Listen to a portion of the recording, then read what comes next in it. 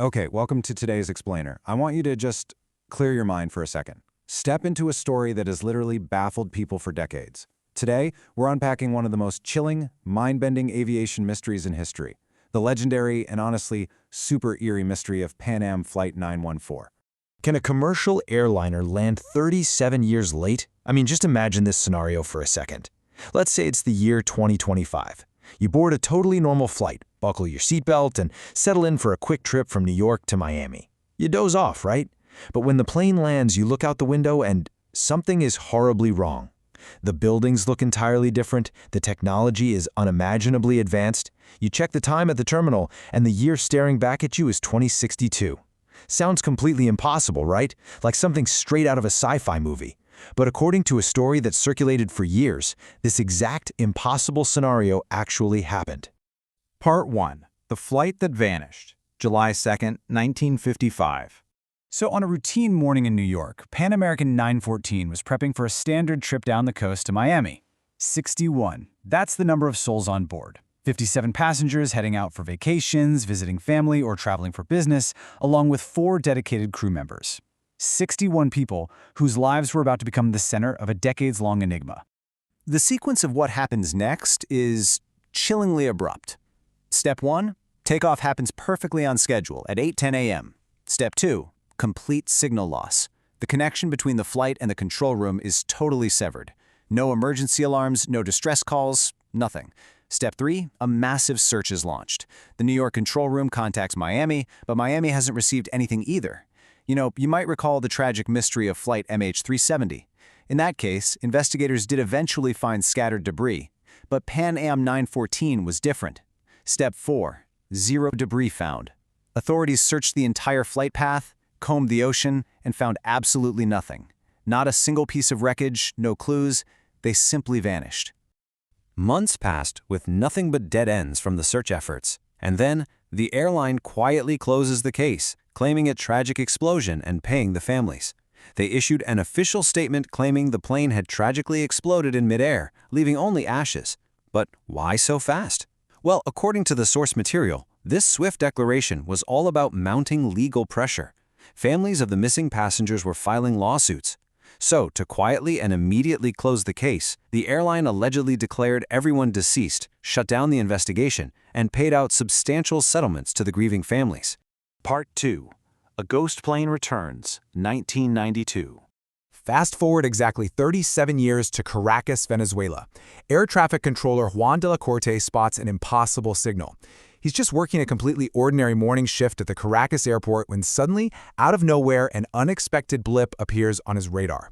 He is absolutely baffled. There are no departures scheduled, there are no arrivals scheduled. This signal is mathematically and logically impossible. He alerts his staff, and they all just stare at the radar in total confusion. Within minutes, the aircraft comes into visual range, and the contrast to what they expected was unbelievable. Expected view, modern jets. Actual view, a vintage DC-4 with no paint and an old design. I mean, in 1992, they expected the sleek, painted look of a modern jet, but approaching the runway was this rugged, unpainted vintage propeller plane.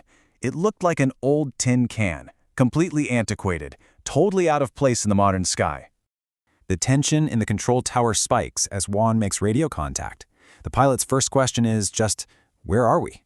Juan tells him they're approaching Caracas and asks where the flight originated.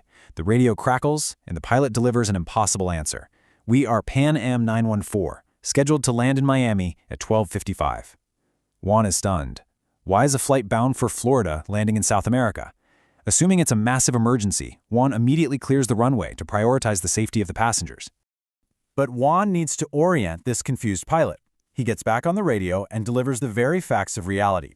You are in Caracas. The year is 1992. He tells him the time is 9:55 a.m., the date is September 9th, 1992. The reaction is pure terror. The pilot panics, takes off without clearance, and vanishes again. He screams over the radio, 1992? He's deeply shocked. As ground crews start approaching the plane, the pilot frantically warns everyone away. Don't come near us, he yells.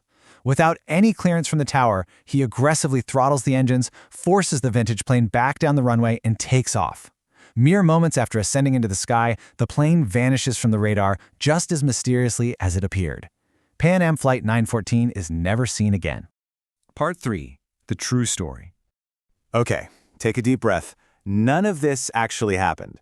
It's a gripping, mind-bending tale of time travel, government cover-ups, and ghost plans. Frankly, when you first hear it, it is so easy to want to believe it.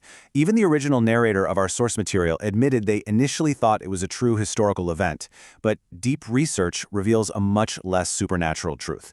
The entire story, the vanishing, the 37-year time jump, the vintage DC-4, is a complete 100% fabrication.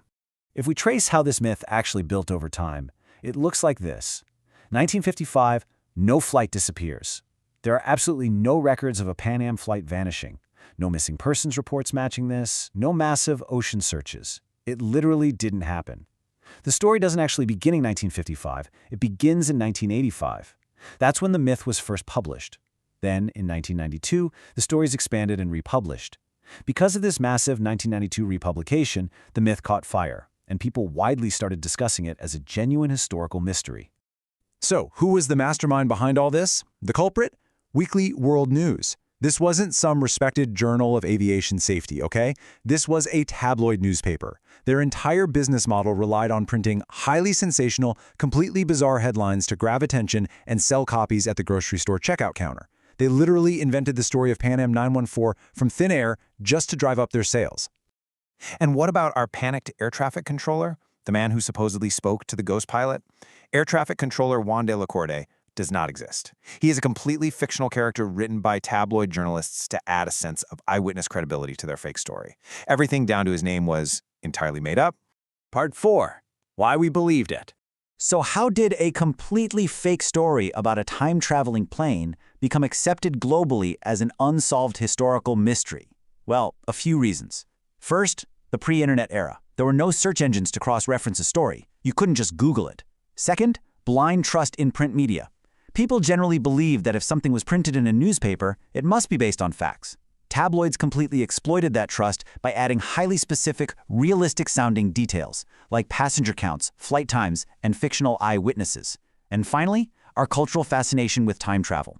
Just like urban legends passed down by word of mouth, this story fed our natural curiosity and our desire for the extraordinary. When you compare the legend to the reality, the appeal totally makes sense. The legend gives us time travel, shadowy government cover-ups, and a ghost plane defying the laws of physics. I mean, it's the ultimate campfire story. But the reality? Tabloid sales tactics and a lack of internet fact-checking. Just a publication trying to boost its profit margins, thriving in a time when everyday people simply lacked the tools to verify the news. The legend was just too entertaining for people to let go of. Which brings us to our final and perhaps most important thought. If a printed tabloid myth survived for decades, what digital myths are we falling for today?